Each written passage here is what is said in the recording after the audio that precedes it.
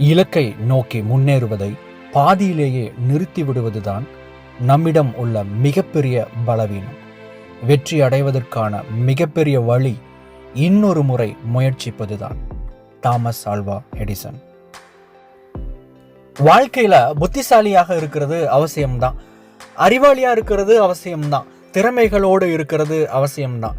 ஆனா அதை விட ரொம்ப அவசியமானது, முக்கியமானது என்ன அப்படின்னா விடாமுயற்சி. இந்த விடாமுயற்சியோடு இருப்பது என்பது ஒரு மிகப்பெரிய வரம். உங்களுடைய வாழ்க்கையில நீங்க போட்ட ஒரு இலக்கின்படி, ஒரு கோல் படி, நீங்க போட்ட பிளான் படி நகரல அப்படின்னா நீங்க எப்படியா இருந்தாலும் அதை நோக்கி நீங்க நகர்ந்துக்கிட்டே தான் இருக்கணும். அதை நோக்கி நீங்க முன்னேறிக்கிட்டே தான் இருக்கணும். இந்த வீடியோவை கேட்டுட்டு இருக்கிற எல்லாத்துக்குமே உங்களுக்கு முன்னாடி ஏதோ ஒரு இலக்கு இருக்கு. அது உங்களுடைய குடும்பமா இருக்கலாம், உங்களுடைய தொழிலாக இருக்கலாம், உங்களுடைய வேலையாக இருக்கலாம், அல்லது ஏதோ ஒரு விஷயம் சமூகத்துல நீங்க செய்யற ஒரு சேவையாக இருக்கலாம், உங்களுடைய குடும்ப உறுப்பினர்களுக்கு நீங்க செய்ய வேண்டிய ஒரு கான்ட்ரிபியூஷனா இருக்கலாம், ஏதோ ஒன்று. ஆனா உங்க முன்னாடி ஏதோ ஒரு வகையில ஏதோ ஒரு இலக்கு கண்டிப்பாக இருக்கிறது என்பதை முதலில் நீங்கள் உணர்ந்து கொள்ள வேண்டும். ரெண்டாவது, எப்படியாகிலும் அந்த இலக்கை நோக்கி நீங்கள் நகர்ந்து கொண்டே இருக்க வேண்டும். இதுதான் முக்கியமான ஒரு விஷயம். இதுதான் விடாமுயற்சி அப்படிங்கிறது. வாழ்க்கையில வெற்றி தோல்வி அப்படிங்கிற அந்த ரெண்டு விஷயங்களுக்குள்ள எது நமக்கானது அப்படிங்கிறத முடிவு பண்றது ரெண்டு முக்கியமான மனநிலை. ஒன்று பொறுமை, ரெண்டாவது விடாமுயற்சி. பொதுவா உங்களுடைய இலக்கை அடையிற அந்த பயணத்துல சிறு சிறு தடைகள் உங்களுக்கு ஏற்படுறது சகஜமான ஒரு விஷயம். அல்லது எந்த ஒரு இலக்கை அடைவதற்கு முன்னாடி, சக்சஸ் அடைகிறதுக்கு முன்னாடி ஏதோ சின்ன சின்ன தவறுகளோ சின்ன சின்ன தடைகளோ முட்டுக்கட்டைகளோ நம்முடைய வாழ்க்கையில வருவது இயல்பான ஒன்று. இப்போ ஒருவேளை நீங்க போட்டிருக்கிற பிளான் ஒர்க் ஆகல அப்படின்னா இது ஒரு ஒரு நிரந்தரமான ஒரு தோல்வி அப்படின்னு எல்லாம் எடுத்துக்க முடியாது. நெப்போலியன் ஹில் அவருடைய திங்க் அண்ட் க்ரோ ரிச் புத்தகத்துல ஒரு விஷயம் சொல்றாரு. என்னன்னா, தோல்வி அப்படிங்கிறது என்ன அப்படின்னா டெம்பரவரி டிஃபீட், தற்காலிகமான ஒரு தடை மட்டும்தான் அப்படின்னு நெப்போலியன் ஹில் சொல்றாரு. இதுதான் உண்மை. ஏன்னா இன்னொரு முறை நீங்க முயற்சிக்கும் போது அது நடக்கலாம், நடக்காம போகலாம். இன்னொரு முறை முயற்சிக்கும் போது அது ஒரு அளவுக்கு அதை எப்படி செய்யறது அப்படிங்கிறத கத்துக்குவீங்க. இன்னொரு முறை நீங்கள் முயற்சிக்கும் போது நீங்கள் அதை செய்து விடுவீர்கள். ஆனால் முதல் முயற்சியிலேயோ இரண்டாவது முயற்சியிலேயோ ஒரு பயணத்தையோ ஒரு இலக்கை நோக்கி அடையிற அந்த முயற்சியோ கைவிட்டுட்டா அதுதான் உண்மையான தோல்வி அப்படிங்கிறது. அப்போ இந்த தற்காலிகமான தடைகளை தாண்டி போவதற்கு உங்களுக்கு இந்த ரெண்டு விஷயம் நிச்சயமாக தேவைப்படுகிறது. அதுதான் பொறுமையும் விடாமுயற்சியும். நீங்க போட்ட பிளான் ஒர்க் அவுட் ஆகலையா, பிளானை மாத்துங்க, வேற வழியை ட்ரை பண்ணுங்க. எந்த ஒரு விஷயம் ஒர்க் ஆகுதோ அது வரைக்கும் நீங்க தொடர்ந்து முயற்சி செஞ்சுக்கிட்டே இருங்க. நிச்சயமாக அந்த விஷயம் உங்களுக்கு கிடைக்கும். திருவள்ளுவர் சொல்லுகிறார் அழகாக, தெய்வத்தால் ஆகாதெனினும் முயற்சியதன் மெய் வருத்த கூலி தரும் அப்படின்னு சொல்லிக்கிட்டு. என்னதான் இருந்தாலும், எல்லாமே உங்களுக்கு எதிராக இருந்தாலும் உங்களுடைய முயற்சி, உங்களுடைய செயல், உங்களுடைய நீங்க இலக்கை நோக்கி அடி எடுத்து வைக்கிற ஒவ்வொரு அடியும் உங்களை எப்படியாகிலும் உங்களுடைய இலக்குக்கு நேராக உங்களை வழி நடத்தி செல்லும். அநேக மக்கள் இன்னைக்கு ஒரு புதுசா ஒரு பிளான் போடுறாங்க. பிளான் ஏ போட்ட உடனேயே அவங்க ஏதோ ஒரு சில முயற்சிகளை எடுக்கிறாங்க. அதுல சில தடைகள் வந்த உடனேயே ஒரு ரெண்டு தடைகளை பார்க்குறாங்க, உடனே பின்வாங்கிடுறாங்க. இந்த இடத்துல முக்கியமானது அந்த விடாமுயற்சினா என்ன, அதை எப்போ பண்ணணும். ரெண்டாவது இந்த பேஷன்ஸ், அதாவது பொறுமையாக இருக்கிறதுனா என்ன, அதை எப்போ பண்ணணும் அப்படிங்கிறத ப்ராக்டிக்கலாக முதல்ல நம்ம புரிஞ்சுக்கிறது அவசியம். என்னதான் உங்களால் முயற்சி செய்ய முடியும், நீங்கள் தொடர்ந்து பண்ணுங்க அப்படின்னாலும் ப்ராக்டிகாலிட்டி, அதாவது நடைமுறைக்கு சாத்தியம்னு ஒன்று இருக்கு. அதன் அடிப்படையில் போகிறது தான் இங்கே புத்திசாலித்தனம். இந்த இடத்துல ஒரு விஷயம் வேலைக்கே ஆகலை அப்படின்னா அதை கைவிடுவது நல்லதுதான். ஆனால் அதே சமயம் விடாமுயற்சி அப்படிங்கிறது உங்களுடைய இலக்கை நோக்கிய பயணத்தில் நிலைத்திருப்பது. நான் கீழே விழுந்தாலும் அந்த வழியில தான் இருக்கிறேன், நான் ஓரம் கட்டிடலை, நான் ஓரம் போய் நின்றுல, நான் போற பாதையில் என்னால் முன்னோக்கி பயணிக்க முடியலனாலும் நான் அதே பாதையில தான் இருக்கிறேன் அப்படிங்கிறதான் விடாமுயற்சி அப்படிங்கிறது. நீங்க போற பாதையில ஏதாவது தடைகள் வருதா, பொறுமையாக இருங்க, அது வந்து விலகிடும். நீங்கள் பயணம் பண்ணுகிற அந்த வழியில் ஏதாவது பின்னடைவுகள் ஏற்படுதா, உங்களுடைய இலக்கை அடையிறதுல உங்களுக்கு பின்னடைவு ஏற்பட்டுச்சு அப்படின்னா கொஞ்சம் பொறுமையாக இருங்க, அது வந்து சரியாயிரும். இந்த மாதிரியான சின்ன சின்ன விஷயங்கள் வந்த உடனேயே உங்களோட இலக்கை தூக்கி போட்டு அட போங்கப்பா நமக்கு வேற வேலை இருக்குது அப்படின்னு சொல்லிட்டு உங்களுடைய வேலையை பார்க்க போயிடாதீங்க. ஏன்னா அது உங்களுடைய இலக்கு. உங்களுடைய இலக்கை நீங்கள் அடையலை அப்படின்னா வேற யார் அடைய போகிறாங்க? வெற்றியாளர்களுடைய வாழ்க்கை நமக்கு கற்றுக் கொடுக்குற பாடம் ஒன்று தான்.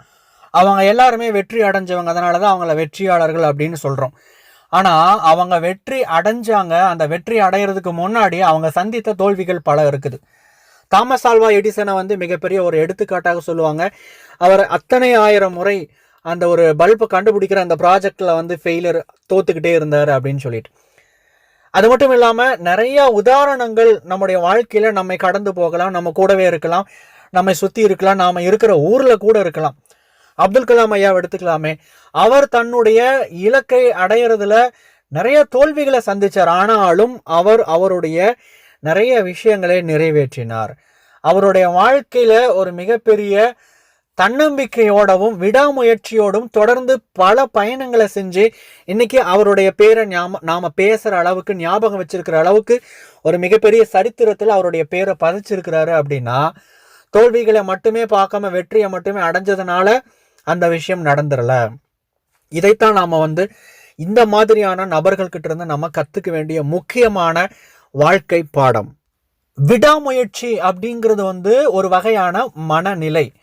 அந்த மனநிலையை நீங்கள் உங்களுடைய வாழ்க்கையில் ஏற்படுத்திக்க முடியும், நீங்கள் ஏற்படுத்திக்கணும்.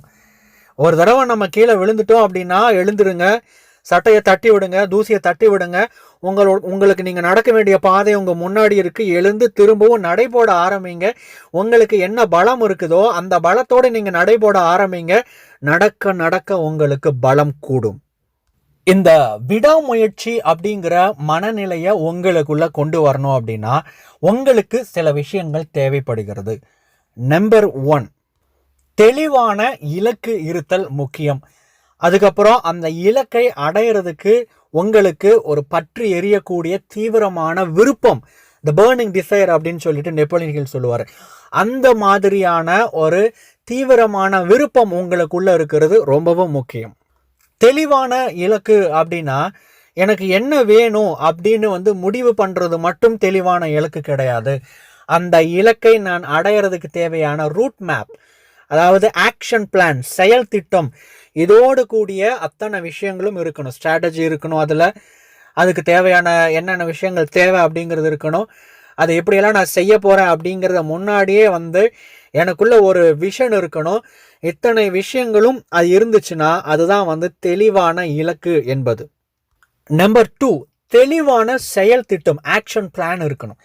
இப்போ ஒரு இலக்கு அப்படிங்கிறது வந்து இப்போ எனக்கு ஒரு கோல் நோட் இருக்குது. அந்த கோல் நோட்டில் வந்து எழுதிட்டேன், நான் இந்த டேட்டுக்குள்ளே நான் இந்த இலக்கை அடையணும், நான் இதை செய்யணும், நான் இந்த பொசிஷனை அடையணும் அப்படின்னு ஒரு இலக்கை எழுதுகிறோன்னு வச்சுக்கோங்களேன். அது மட்டுமே வந்து ஒரு இலக்குன்னு எடுத்துக்க முடியாது. ஏன்னா ஒரு இலக்கு என்பதற்கு நீங்கள் அடையணும் அப்படின்னா அதுக்கு நீங்கள் ஒவ்வொரு நாளும் அந்த இலக்கை நோக்கி அடி எடுத்து வைக்கணும். ஒவ்வொரு நாளும் நீங்கள் செய்ய வேண்டிய வேலை ஏதோ ஒரு சின்ன பர்சன்டேஜாவது இருக்குது. அப்போது அந்த விஷயம் என்ன அப்படிங்கிறது உங்களுக்கு தெளிவாக தெரியணும். 2வது, ஒவ்வொரு நாளும் நீங்கள் அந்த விஷயத்தை நீங்கள் சரியாக செய்து வர வேண்டும். அந்த இலக்கை நோக்கிய பயணத்தை ஒவ்வொரு நாளும் நீங்கள் அடி எடுத்து வைத்து நடந்து கொண்டு இருக்க வேண்டும்.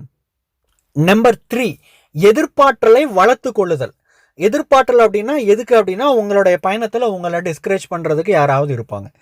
நீங்கள் ஒரு பிளான் சொல்கிறீங்க, நான் இந்த மாதிரி பண்ணணும்ப்பா அப்படின்னு சொல்கிறீங்க, எதுக்குங்க அதெல்லாம் உங்களுக்கு தேவையில்லாத வேலை, அவங்க அப்படி பண்ணினாங்க, அவங்களாலேயே முடியல, நீங்கள் பண்ணிட போகிறீங்களா அப்படின்னு எல்லாம் அவங்கள டிஸ்கரேஜ் பண்ணுறதுக்கு நிறைய பேர் கண்டிப்பாக இருப்பாங்க. அது மட்டும் இல்லாமல் நெகட்டிவான ஃபீட்பேக்ஸ் கொடுக்கறதுக்கு இந்த மாதிரி ஆட்கள் இருப்பாங்க, அல்லது சம்பவங்களோ சூழ்நிலைகளோ எல்லாம் இருக்கத்தான் செய்யும். இதற்கு எதிராக உங்களுக்கு ஆற்றல் தேவைப்படுகிறது. அந்த பலம் அப்படிங்கிறது வந்து, அந்த ஆற்றல் அப்படிங்கிறது உங்களுடைய மனோதிடம், உங்களுடைய மனோபலம். அந்த மாதிரியான விஷயங்களை வந்து ஏற்படுத்துறதுக்காக தான் இந்த செல்ஃப் டெவலப்மெண்ட், சுய முன்னேற்றம் அப்படிங்கிற ஒரு மிகப்பெரிய விஷயம் இருக்கிறது. நாம் இங்கே பார்த்துட்டு இருக்கிற அந்த டெய்லி மோட்டிவேஷன் வீடியோஸ் வந்து பார்த்திங்கன்னா சாதாரணமாக அவங்கள வந்து உங்களால் முடியும் முடியும் முடியும் அப்படின்னு சொல்லி மோட்டிவேட் பண்ணுறதுக்காக மட்டும் கிடையாது. இது வந்து ஒரு இன்ட்ரோஸ்பெக்ஷன் மாதிரி, அதாவது அகத்தாய்வு மாதிரி. உங்களை நீங்களே வந்து ஆய்வு செஞ்சு உங்களுக்குள்ள இருக்கிற நெகட்டிவான விஷயங்களை தூக்கி போட்டு பாசிட்டிவான விஷயங்களை எப்படி இம்ப்ளிமெண்ட் பண்ணுறது அப்படிங்கிற விஷயத்த படிப்படியாக சொல்லித்தரக்கூடிய பயிற்சி தான் இந்த டெய்லி மோட்டிவேஷன் வீடியோ சீரீஸ். பொதுவாக சொல்லுவாங்க, ஒரு சிற்பி வந்து ஒரு சிலையை வந்து அந்த சிலையில் ஒரு கல்லில் இருக்கக்கூடிய தேவையில்லாத பாகங்களை வெட்டி வெட்டி வெட்டி எடுத்து ஒரு சிலையை உருவாக்குறான் அப்படின்னு சொல்லிட்டு. இந்த இடத்துல நம்ம கவனிக்க வேண்டியது என்னன்னா, அந்த சிற்பி வந்து தேவையில்லாத பாகங்களை வெட்டி வெட்டி எறிவது வந்து என்ன அப்படின்னா ரிமூவ் பண்ணுறது மட்டும் கிடையாது. எதை உருவாக்கணுமோ அந்த விஷயத்தையும் அங்கே செய்யணும். தேவையில்லாத வெட்டி எடுக்கணும், தேவையானதை உருவாக்கணும். அப்போதான் வந்து அது அந்த ஒரு கல் அப்படிங்கிறது வந்து ஒரு அழகான ஒரு வடிவம் எடுத்து உருவம் எடுத்து ஒரு சிலையாக உருவெடுக்கும். அதே மாதிரி தான் உங்களுடைய வாழ்க்கையிலையும் தேவையில்லாத பாகங்களை வெட்டி எடுக்கணும், தேவையான விஷயங்களை இம்ப்ளிமெண்ட் பண்ணணும், உருவாக்கணும், செதுக்கி எடுக்கணும், வார்க்கணும். அப்போதான் உங்களுடைய வாழ்க்கை வளமாகும். அதற்கான பயிற்சிகள் தான் இந்த டெய்லி மோட்டிவேஷன் வீடியோ சீரீஸ். தொடர்ச்சியாக எல்லா வீடியோஸையும் பாருங்கள். பார்த்து இதை வந்து இதில் சொல்லப்படுற விஷயங்களை பின்பற்றுங்க. நிச்சயமாக உங்களுடைய வாழ்க்கையில் மிகப்பெரிய மாற்றம் ஏற்படும். கடைசியாக நம்பர் 4, உங்களுடைய சப்போர்ட்டுக்கு. இப்போது இந்த மாதிரியான சூழல் வரும்போது உங்களை மோட்டிவேட் பண்ணுறதுக்கு, உங்களுக்கு ஐடியா கொடுக்கறதுக்கு, உங்களுக்கு ஆறுதல் கொடுப்பதற்கு, உங்களுக்கு பலம் கொடுப்பதற்கு சில நபர்களை நீங்கள் ஏற்படுத்தி கொள்ள வேண்டும். அது உங்களுடைய உறவினராக இருக்கலாம், உங்களுடைய நண்பராக இருக்கலாம், எந்த மாதிரி வேணாலும் இருக்கலாம். அந்த மாதிரி பாசிட்டிவாக அப்ரோச் பண்ணக்கூடிய, பாசிட்டிவாக ஐடியா சொல்லக்கூடிய நபர்களை உங்களுடைய வசமாக்கி கொள்ளுங்கள். அவங்களோட நீங்கள் இருங்க. அவங்களுடைய அடிக்கடி அவங்களுடைய சப்போர்ட் கேளுங்க. அது மட்டும் இல்லாமல் மென்டர்ஷிப் என்று சொல்லப்படுகிற உங்களுடைய துறையில், உங்களுடைய துறை சார்ந்த வல்லுநர்களிடத்துல ஐடியா கேட்டு அவங்க கிட்ட இருந்து கற்றுக்கிற விஷயங்களும் தொடர்ச்சியாக பண்ணிக்கிட்டு வாங்க. நிச்சயமாக நீங்கள் மிக வேகமாக உங்களுடைய வழியில் முன்னேறுவீங்க. இந்த வீடியோனுடைய கடைசி பகுதிக்கு நாம் வந்திருக்கிறோம். நீங்கள் செய்ய வேண்டியது என்ன அப்படின்னா, நீங்கள் ஆல்ரெடி ஒரு நோட் போட்டிருப்பீங்க. அந்த நோட்டில் வந்து தொடர்ச்சியாக வரக்கூடிய டெய்லி மோட்டிவேஷன் சீரீஸில் வரக்கூடிய விஷயங்களை வந்து நோட்ஸ் எடுத்திருப்பீங்க. கேட்குற கேள்விகளுக்கு அந்த இன்ட்ரோஸ்பெக்ஷன் அகத்தாய்வுக்கு நீங்கள் பதில்களை எழுதியிருப்பீங்க. இப்போது உங்களுடைய இலக்கு என்ன? 2வது, உங்களுடைய இலக்கு தெளிவாக இருக்குதா? அது ஆக்ஷன் பிளான் இருக்கா? அதற்கான விஷயங்களை, இல்லாத விஷயங்களை உருவாக்கிட்டு இருக்கிறீங்களா? தெரியாத விஷயங்களை கற்றுக்கிட்டு இருக்கிறீங்களா? அப்படிங்கிற கேள்விக்கான பதில்களை எழுதுங்க. அது மட்டும் இல்லாமல் உங்களுக்கு சப்போர்ட்டிவாக இருக்கக்கூடிய நபர்கள் யார் யார் அப்படிங்கிறவங்களுடைய பெயர்களை பட்டியலிடுங்கள். இவங்க கிட்ட போனால் எனக்கு ஆறுதல் கிடைக்கும், எனக்கு மோட்டிவேஷன் கிடைக்கும், எனக்கு ஐடியா கிடைக்கும், இவங்களுக்கு வந்து உதவி செய்வாங்க அப்படின்னு இருக்கிறவங்களுடைய பெயர்களை நீங்கள் கீழே பட்டியலிட்டு வைத்துக் கொள்ளுங்கள். தொடர்ச்சியாக வரக்கூடிய வீடியோ சீரீஸை பாருங்கள். உங்களுடைய வாழ்க்கை மேம்படுவதற்கான எஜுகேஷன் இந்த வீடியோ சீரீஸில் இருக்க போகுது. இந்த வீடியோவை பற்றின உங்களுடைய மேலான கருத்துக்களை கீழே கமெண்ட் செக்ஷனில் தெரியப்படுத்துங்க. தேங்க்ஸ் ஃபார் வாட்சிங்.